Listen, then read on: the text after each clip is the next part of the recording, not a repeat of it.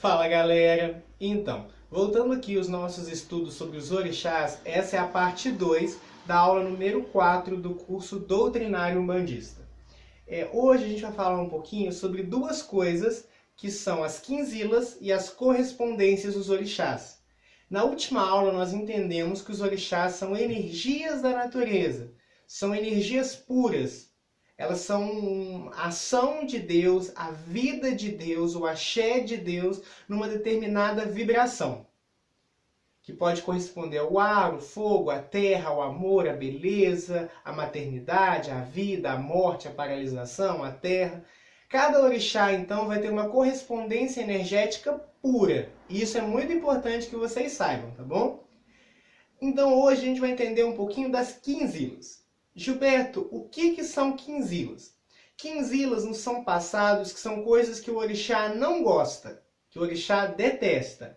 Quinzila é uma coisa mais trabalhada no culto de nação, onde existe todo um ditame. Um exemplo, Nanã, que é o orixá mais velho, né? Que tem quinzila com ferro, que ela tem uma quinzila com Ogum. Então, a quinzila de Nanã, por exemplo, impede que todos os ratos ritualísticos com Nanã tenham metal, que nós vimos na última aula, é o metal de Ogum. Na próxima aula, nós vamos entender orixá por orixá, tá bom? Mas por hora, vão captando as informações que eu estou passando, que é muito importante para que vocês possam compreender os aspectos dos orixás. Então, a quinzila é uma coisa que o orixá detesta, e isso é o que nos é passado. Mas hoje eu quero que vocês entendam que, na verdade, a quinzila é um elemento que tem uma energia diferente, distoante, porque se os orixás são energias, entendam que existe uma energia contrária, que anula. Tudo tem o seu contraponto. Todo início tem o seu fim. Entendem? Então é muito importante que vocês saibam disso. A quinzila, então, é uma palavra que define isso, aquilo que o orixá não gosta. Isso no candomblé vai ter, por exemplo, a quinzila de Oxóssis é o mel. Jamais deve-se colocar mel numa oferenda para Oxóssis. A quinzila de Nanã é o ferro, uma das quinzilas, né? E assim sucessivamente, cada orixá vai ter a sua quinzila. Mas isso é no candomblé. Na Umbanda a gente não trabalha tanto com quinzila, porque o culto aos orixás para nós se dá na condição de energias. Mas ela existe, tá bom? Por exemplo, vou explicar para vocês a quinzila de Nanã. Existe uma lenda, que eu vou postar ela, que trata do atrito que existe entre Nanã e Ogum. Nanã, para que vocês saibam, é o orixá velho. Dizem que ela é tão velha ou até mais que Oxalá. É a senhora do lodo, do pântano, das nascentes. Ela trabalha com violeta. Ela é a representação da bruxa, da ancestral, sabe? Ela é sincretizada com Santa Ana, perdão, que é a mãe de Maria. Ou seja, é um orixá velho, sabe? É um orixá bem velho. E como todo velho, ele é um pouco ranzinza. Nanã é bem ranzinza. Então a quinzila de Nanã é justamente Ogum, que é o quê? A juventude, que é o quê? Que é o impulso. Ogum é impulsivo. Ogum representa aquela fase do adolescente onde ele quer tudo, onde ele sai de casa, onde ele briga. Todo adolescente não tem essa fase? Nós não passamos por essa fase? Ao longo da nossa vida, alguns orixás são mais preponderantes. Eu vou explicar isso para vocês num vídeo extra futuro. Na juventude, Ogum está muito de frente na nossa vida. Ou seja, Ogum é essa energia de combate, de atrito, de vitória, de ego, de conquista. Bate de frente a calmaria, bate de frente à estagnação, à velhice de Nanã. Ou seja, são energias contrárias. É por isso que a quinzila de Nanã é o ferro de Ogum. A própria energia de Ogum é distoante da energia de Nanã. Essa lenda é muito legal para explicar o que é uma quinzila. Uma quinzila é um atrito. Uma quinzila é um contraste. Entendem? A quinzila de Oxóssis é o mel. Aí por fatores energéticos que tem na própria composição do mel, que são distoantes das energias de Ogum. Tá bom? Então quinzila é isso. São elementos de energia contrária. Como a água e o fogo. A água não anula o fogo? Então, exatamente nesse processo de água que anula o fogo, vocês vão entender bem uma quinzila. Uma outra quinzila muito conhecida também, Xangô e a morte. Xangô detesta Iku, que é a morte. Xangô detesta qualquer elemento associado com morte. Por quê? Porque Xangô, gente, é força. Xangô é movimento, sabe? Xangô é aquela energia dominante. A morte é estagnação, é paralisação. A morte é o oposto do que Xangô é. Se Xangô, imagina um vulcão em explosão, em erupção. Imagina um trovão. Isso é Xangô, são elementos associados a Xangô. Agora imagina a morte. Não é o oposto energético? Por isso que a quinzila de Xangô é a morte. E assim cada orixá vai ter a sua quinzila. De igual modo, se existe a quinzila, existem as correspondências. O que são correspondências energéticas de um orixá? São elementos de mesma vibração energética ou vibração muito similar à dele. Por exemplo, Oxum é o amor. Oxum é a beleza. Quais elementos, então, podem ser associados a Oxum? O espelho. Lembra que toda imagem de Oxum normalmente carrega um espelho? Uma das ferramentas de Oxum é o espelho. Porque o espelho é o elemento que trabalha a aparência. Nós não nos olhamos no espelho para saber se estamos bonitos. A beleza é um atributo de Oxum. Outro elemento de Oxum, o quartzo rosa. O quartzo rosa não é a pedra do amor? Não é o cristal que emana vibrações de amor? O amor não é o sentimento relacionado ao Oxum? Então, existe uma correspondência energética entre quartzo rosa e Oxum.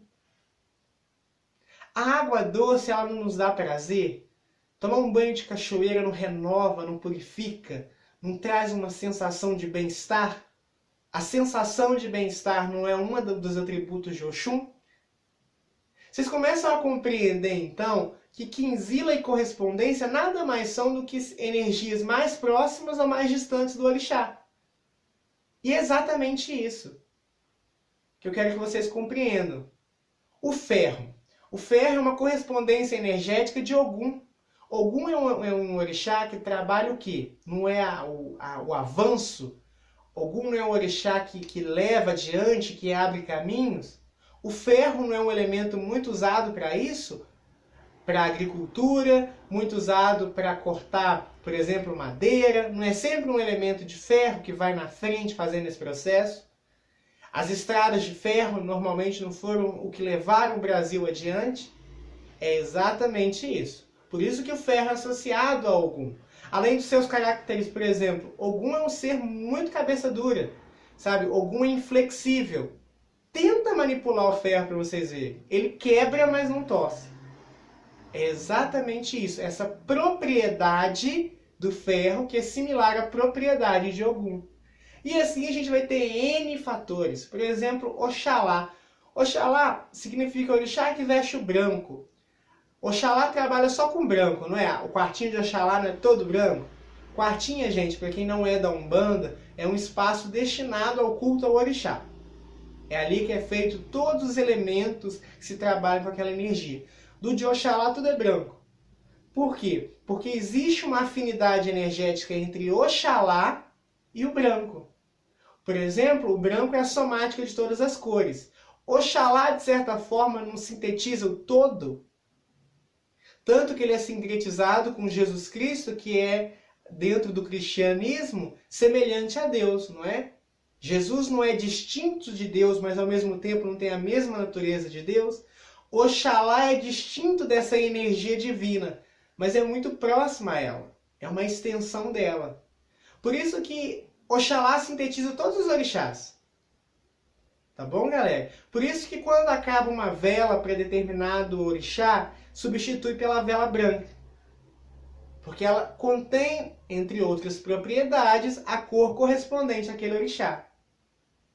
Isso é muito importante que vocês saibam. É um conhecimento bem abstrato, mas que se tratando de orixás é vital.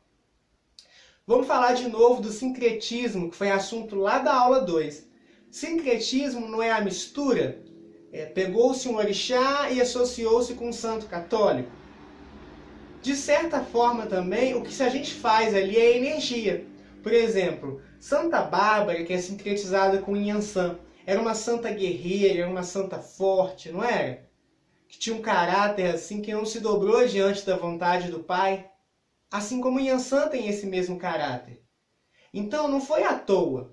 Provavelmente Santa Bárbara, se existisse hoje e fosse da Umbanda, ela seria considerada filha de Inhansã. A gente vai ter uma aula só explicando o que significa ser filho de um orixá. Mas eu quero que vocês entendam nitidamente isso que eu estou falando. Tá bom? É muito importante. Galera, já que orixás são energias da natureza, existem coisas que são afins daquele orixá ou que são distoantes daquele orixá, ao longo do nosso dia, pelo nosso padrão energético, nós estamos mais próximos ou mais distantes de um orixá. Tá bom? Então, eu sempre falo com os meus alunos que os orixás, eles são energias que nós devemos estar afins a todos eles.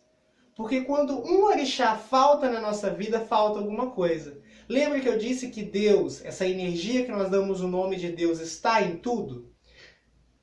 Então, para que eu me harmonize com Deus, eu preciso estar harmonizado com todos os orixás.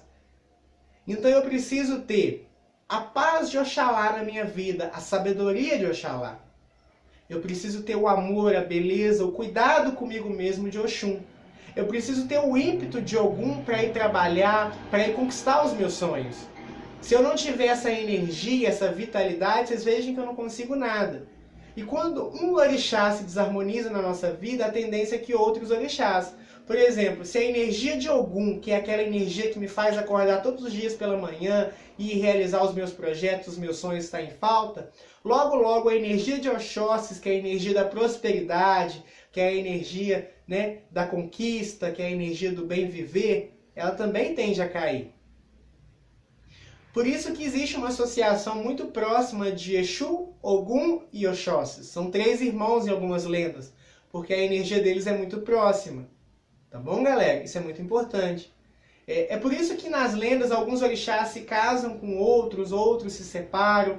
Todas essas lendas nada mais são do que metáforas, do que explicações simbólicas de energias. Entendem? Então, por exemplo, quando nas lendas em que dizem, por exemplo, que Inhansã aprendeu com os orixás, essa energia de Inhansã, que é o vento, ela é muito flexível, não é? Ela não se adapta às coisas. Por isso que Inhansã aprende as coisas, porque Inhansã se adaptou. Isso é legal de vocês compreenderem, tá bom? As lendas dos orixás, elas têm um fator a nos ensinar. E é isso que eu quero que vocês entendam. Respeitem a vida. É o conselho final que eu dou para a aula de hoje. É muito importante que nós, umbandistas, tenhamos um respeito pleno por todas as manifestações de vida. Entender que os orixás estão em tudo. Agradecer pelo alimento que eu como, porque ali tem ali o axé de Ossain, tem o axé de Ogum, tem o axé de Inhansã, tem o axé de Exu. Respeitar, gente, inclusive a dor e o sofrimento. Exu é o caos. Sabe quando você é mandado embora de um emprego, que você já não gostava mais? Ação de Exu. Sabe quando você fica doente, trabalhou, desgastou o seu corpo físico e ficou doente? Ação de Exu. Ah, Gilberto, então quer dizer que Exu é ruim? Jamais. Exu talvez seja a energia mais humana. É aquele que te tira algo que já não presta, que já não serve. Exu, ele dá uma balançada boa nas coisas. A energia de Exu, é uma energia que é o caos, que é a desordem. Mas é para pôr ordem na casa. Sabe quando você faz uma faxina na casa e tira tudo do lugar? Não parece uma zona, mas depois quando você limpa e volta tudo não fica melhor do que estava antes? Isso é a ação de Exu. Respeitem até esse momento da vida de vocês. Não adianta nada fazer entrega para o orixá, não adianta nada dizer que é umbandista se vocês não respeitarem a vida. E quando eu digo respeitarem a vida, é verem os orixás em todas as coisas. Tá bom? O amor tem Oxum, Então, primeiro ponto, se ame. Se vocês são filhos de Oxum ou não, para que Oxum atue na vida de vocês, vocês precisam se amar. Oxum se ama. Oxum ama o mundo. Não adianta fazer uma oferenda para Oxum se a energia de vocês não vibra. O que é vibrar? É não estar próxima da energia de Oxum. Tá bom? Não adianta nada pedir abertura de caminhos para algum se vocês não se ajudam, se vocês não acordam pela manhã com ânimo e disposição.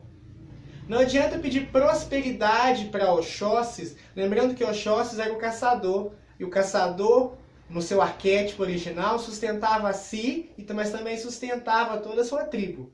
Querer prosperidade só para si é um equívoco muito grande. A prosperidade ela deve fluir, tanto para você quanto para os seus. Tá bom? Nada de ficar juntando só para si. Compartilhe a sua prosperidade com o mundo e mais prosperidade vai vir para você. Isso Oxóssi nos ensina. Ou você acha que nas lendas iorubás, quando Oxóssi vai caçar, ele mata um animal só para si? Não, é para a tribo. Ele era o caçador, ele era o coletor. Então, gente, isso tudo tem que ser levado em consideração. Você é um bandista? Na aula 3 a gente viu que a Umbanda é uma religião. Então vamos viver esse dilema. Eu costumo dizer que a Umbanda é um privilégio. Estar na Umbanda é um privilégio muito grande. Por quê? Porque ela é uma das poucas religiões do mundo que enxergam o sagrado em todas as coisas. Hoje em dia nós vivemos num mundo onde a religião se tornou um templo fechado, onde Deus se separou. Deus está ali naquele espaço, você vai lá, assiste a missa, o culto, presta, o seu tipo de religiosidade. Acabou aquilo ali, você volta para o mundo, que é diferente de Deus. A Umbanda não. A Umbanda existe um momento ritualístico dela no terreiro, que ainda assim é voltado para o outro, voltado para a caridade, vendo o Deus do outro. É por isso que a primeira tenda espírita se chama Nossa Senhora da Piedade. Porque recolheu Maria, não foi isso que o Caboclo das Sete Encruzilhadas nos ensinou? Ou seja, ela vê, a Umbanda vê nos nossos semelhantes em situações delicadas, um pedaço de Deus que eu preciso ajudar, que eu preciso erguer. Para que quando eu cair, Deus também possa levantar alguém para me levantar. E ver Deus além de no outro em todas as coisas. Por isso que nós temos orixás, aqui na imagem, vocês vão ver, nós temos orixás no barro, na nascente de Nanã, nós temos orixás no arco-íris de Oxumaré, nós temos orixás no mar. Então, em cada um dos elementos que os orixás trabalham, ver a divindade em tudo, respeitar a tudo. Isso é uma mensagem que a Umbanda prega, tanto na imagem dos seus orixás, quanto nós vamos ver mais adiante nos arquétipos das entidades, respeitar as crianças. Não adianta nada, gente, nós levarmos doce, brincarmos com os herês no terreiro, herês são espíritos infantis, e as nossas crianças, os nossos filhos, sobrinhos, e as crianças da rua nós tratarmos como lixo. A Umbanda, gente, ela ensina no seu arquétipo, tá bom? Então, galera, espero que vocês tenham compreendido a ideia de orixás, das suas quinzilas e das suas associações. E que cada orixá possa dar o melhor para a vida de vocês. E até a próxima aula.